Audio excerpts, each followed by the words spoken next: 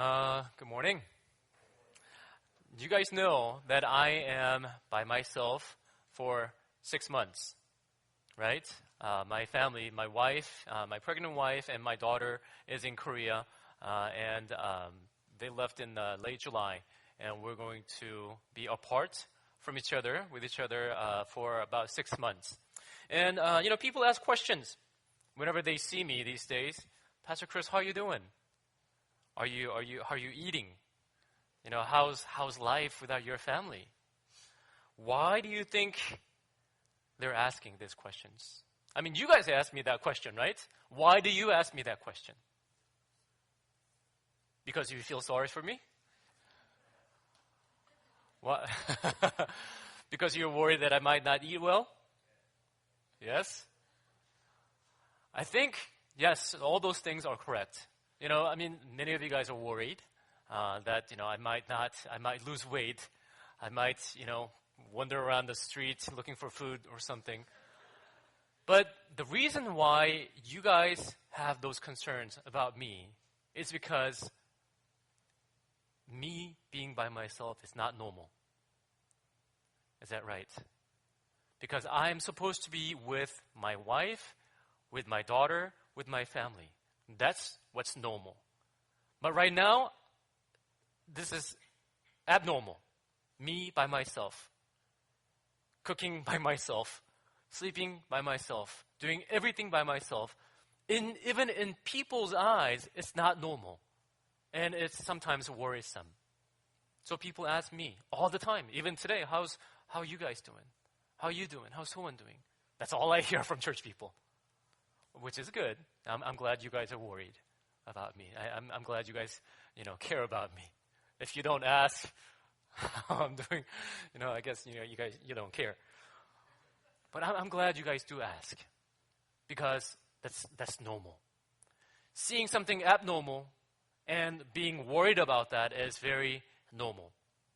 Now, me or people, you guys, we asking each other about how are you doing with God? Or how are you doing without God is also normal. Why? Because we are supposed to be with God. We're supposed to live with God. We're supposed to talk with God. We're supposed to do everything with God, right? So it's normal for me to ask, how are you doing with God? Or if I feel like I wouldn't do this. How are you doing? How are you living without God? Huh? I wouldn't do that. But I ask, how's your walk with God? Because it's normal. Because that's the right question to ask. But only when somebody comes up to you and asks that question, you think about it. Before that, you're fine. Before that, you're fine. But when somebody asks you that question, when your pastor asks you that question, how are you doing with God? How's your relationship with God? Then you begin to think, oh, how is my relationship with God? How was my walk with God this past day? And sometimes you feel kind of guilty. Sometimes you feel like, I've been kind of lazy. I find rarely I find people saying that, oh, it's good. I've been meditating, I've been praying, I've been talking to God. I've been, God's been really good. It's really kind of rare these days to hear that response. Because so many of us live without God. But until somebody asks, we don't think about it. How many of you guys would say that my life with God is good? I guess without showing off hand. Right? Think about it. How many of you would say, if I ask you, how's your walk with God? How was this week with God? Are you able to say, it was good? I walked with God. I ate with God. I did everything with God this week. Today, our text is 1 Samuel chapter 6. 2 chapters ago, chapter 4, there's something huge happened. The ark of the Lord was taken by the Philistines. Now, what is the ark of the Lord? It's a representation of who God is. God. What is inside the ark? You guys know?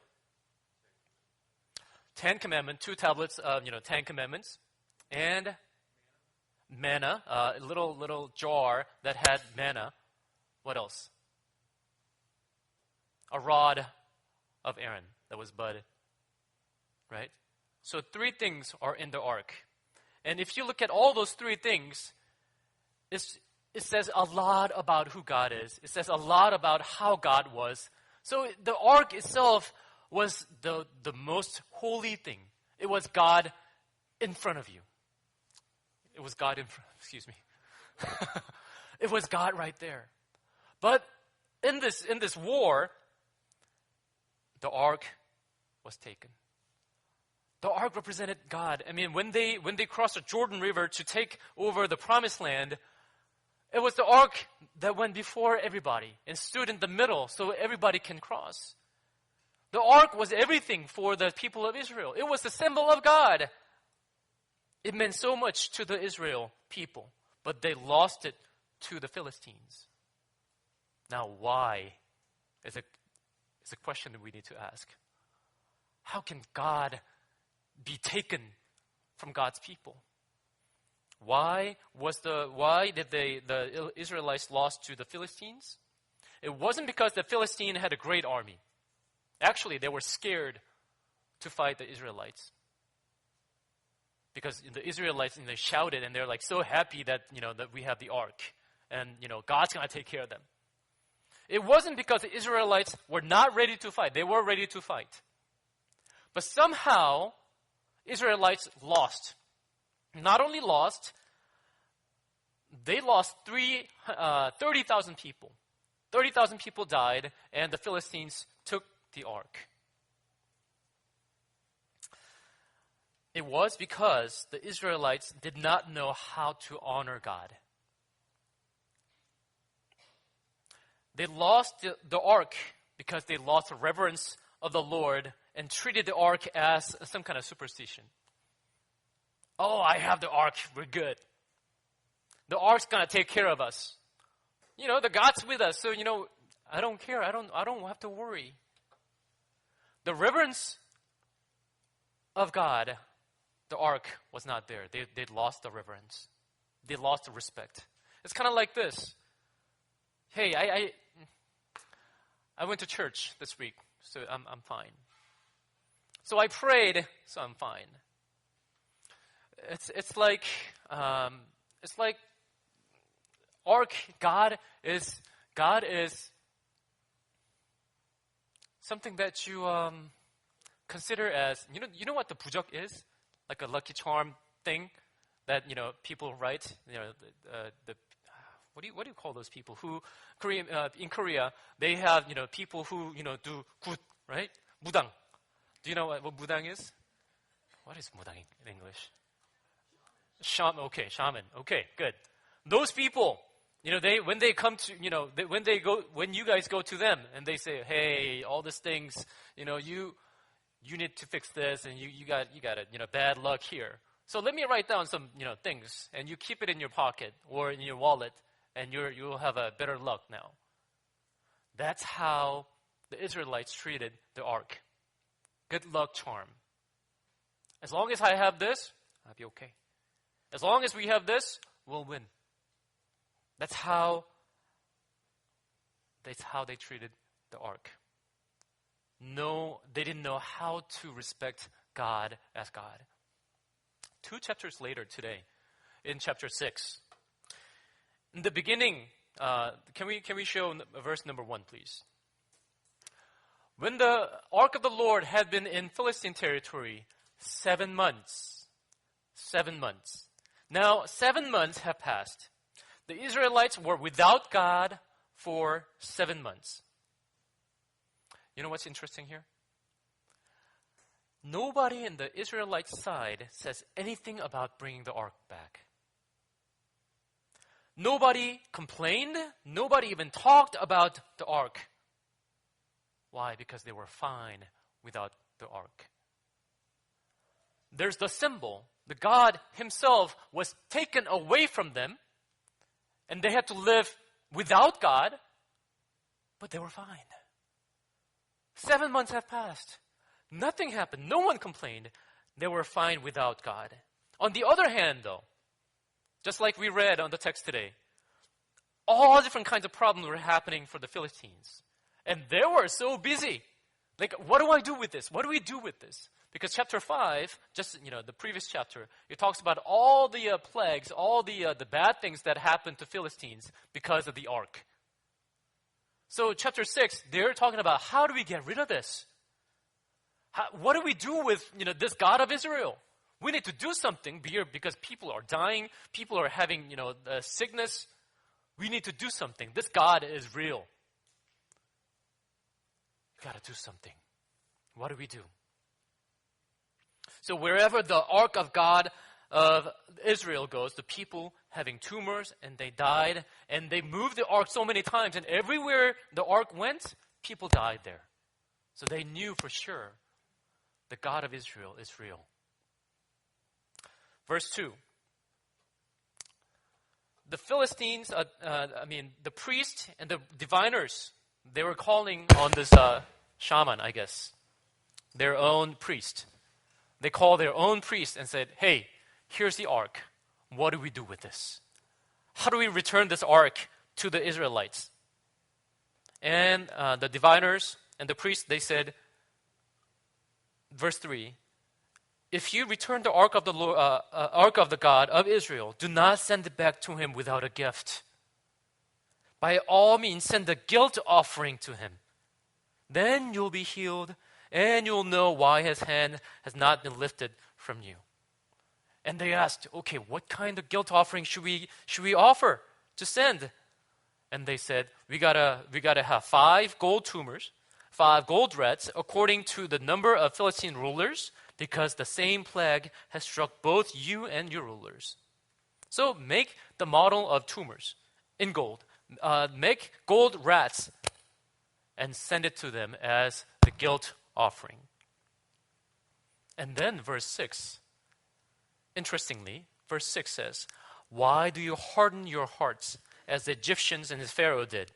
When the Israelites, Israel's God, dealt harshly with them, did they not send the Israelites out so they could go on their way? 1, 2. So it's very interesting, right? The non-believers, they're talking about God and the history of Israelites. They're telling the story of how the Israelites went out of Egypt, the story of Exodus. It says, the Pharaoh back then, they have hardened hearts. So they had all these plagues. And after all these plagues, he let them go. And that's the history. And he's saying, you can't do that again. You have to learn from the history. You have to be different. That's why we need to bring guilt offering to them. Now, again, something strange here. People who don't know Yahweh Lord, Yahweh God, they know better about Yahweh than the Israelites, right? They know the history, and they know how to respect the ark of the Lord. Isn't that kind of strange? For example, it's like this. The Buddhist people, they come to us and say, hey, aren't you supposed to worship this way? Aren't you supposed to give this way? Aren't you supposed to live this way? Isn't that what the Bible says? That's exactly what's happening here. That's what's happening. How do they know about guilt offering? How do they know about, it says, they say later, you have to bring honor and glory to God. Probably not capital God, but, lowercase God to them. But that's what they're saying. You have to pay respect, and you have to do it right. And that's the only way that their God will lift his hand over us. They're better than the Israelites. The shaman people, they were better than the Israelites in the aspect of treating God, respecting God. They even looked back on the history and said, let's not make the same mistake again. So in their own way, they decided to send the ark back. They said, we need 2 cows and we need the gold things. So they built a new cart, and they put the ark on top, and they put the box of the gold, and they laid on the 2 cows who had never had the yoke before, and who had 2 their own cattle. Okay, was it cattle? Calves, right? Calves. So they were, feeding the calves. But they said, okay, put the calves in the pen and let's see where the cows go. If the cow goes towards the Israelites, then yeah, I was right. God's hand was upon you. If the cow goes to the calves, which is normal, then this was just all accident. But what happens? The cows, they cry, they moo, but they don't go towards the calves, but they go towards the Israelites. And the Philistines and their leaders follow it because they have to watch what happens.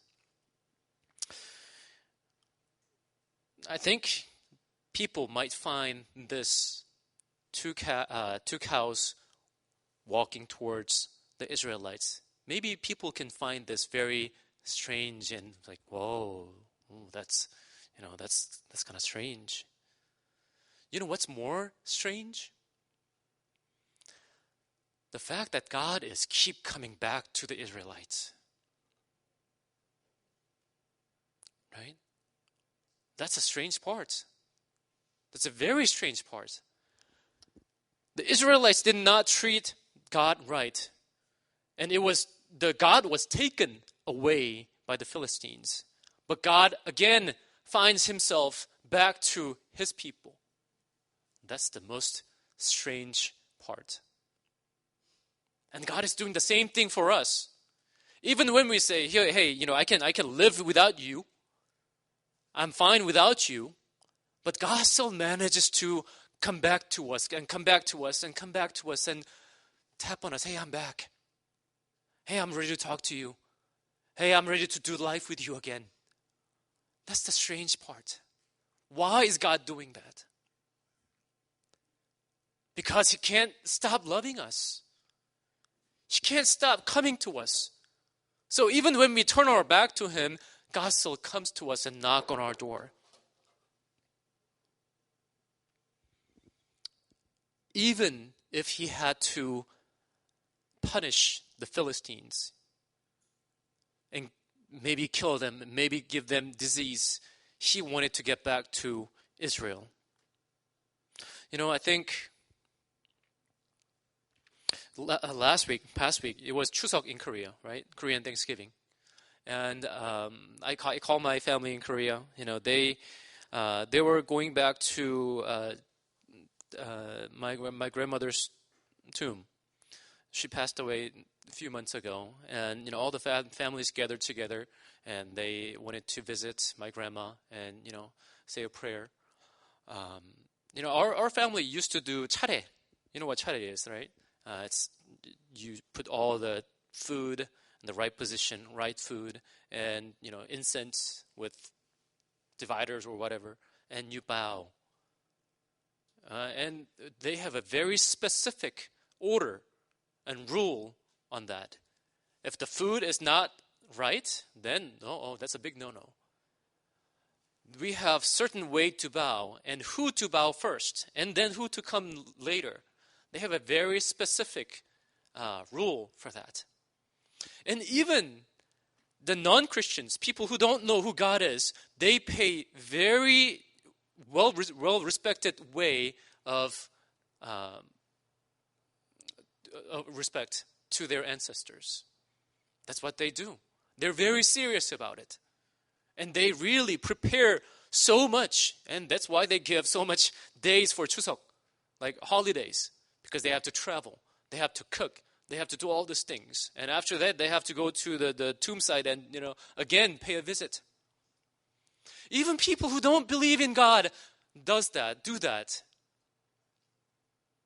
How about us? What do we do? What do you do for God? How do you pay your respect to God? I'm not pointing fingers at you. I'm talking about me. Because this whole week maybe because I was alone, maybe because I don't have my family, I was kind of down. And I thought about why. And the reason was my relationship with God was not right. I wasn't investing in God. I wasn't sacrificing my life to God. It was just all about me. And yesterday, especially yesterday, as I was preparing the message, I could not prepare. I could not concentrate because my relationship with God was not right. And I knew it. And I struggled to get back. And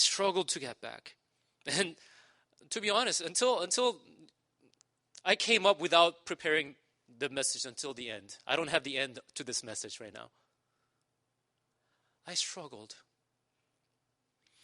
You know what the people of Israelites, Bethshemesh, do you know what they did when they saw the cart coming, when they saw the ark of the Lord coming? Oh, the ark is back! They were happy. Oh, let's give sacrifice, and they broke down the cart, and they killed those 2 cows. And they gave sacrifice. Hey, God is back. Let's celebrate. Now, how did God ask us to worship or give him sacrifice? God says, I only take first and the most important thing and the best thing, right? Now, what did these 2 cows and the cart mean to the Israelites? Nothing. It meant nothing to them. It was just, freebie. Hey, ark is back. Hey, we have two cows and, we have some things to burn with. Let's do this. So they gave their offering with something that didn't mean jack to them. And they said, oh, we're glad that we're celebrating because God's back. First of all, Israelites did not do anything to bring the ark back. Second of all, those things that came to them, it was all God's will, right? And it didn't mean anything to them, but they sacrificed and said, hey, we give you our worship. We give you our sacrifice. Do you think God was happy because Israelites gave their worship to God, gave their sacrifice to God? That's why before we began our worship, we prayed, do you think God is happy that you're here? Do you think God will be happy that you're here just sitting in the church on Sunday? And are you happy for yourself because you are in church, worshiping?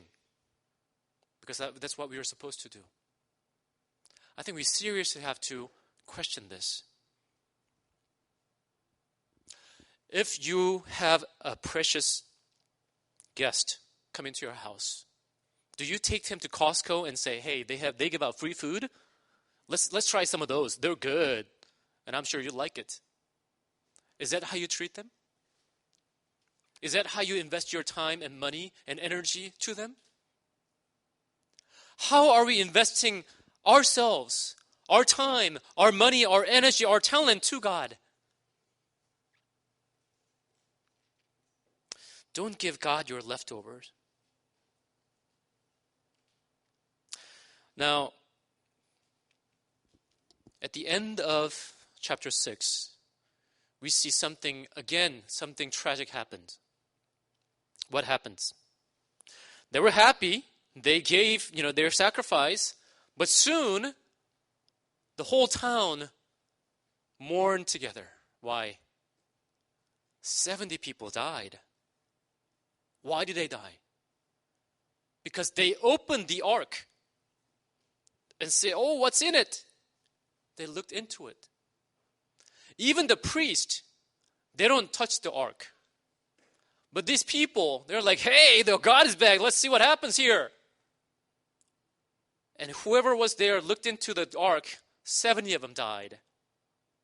Now that's what happens when we lose our reverence. When we lose touch of how to respect God. You might think you're happy. You might think you're okay because, I prayed. I came to church. I did all the right things. I gave offerings, so I should be good. I gave a little bit more today, so I should be better. But in fact, the Israelites didn't know how to pay respect, how to be with God, and they died. Tragic. They don't know who God is. They don't know how to love God.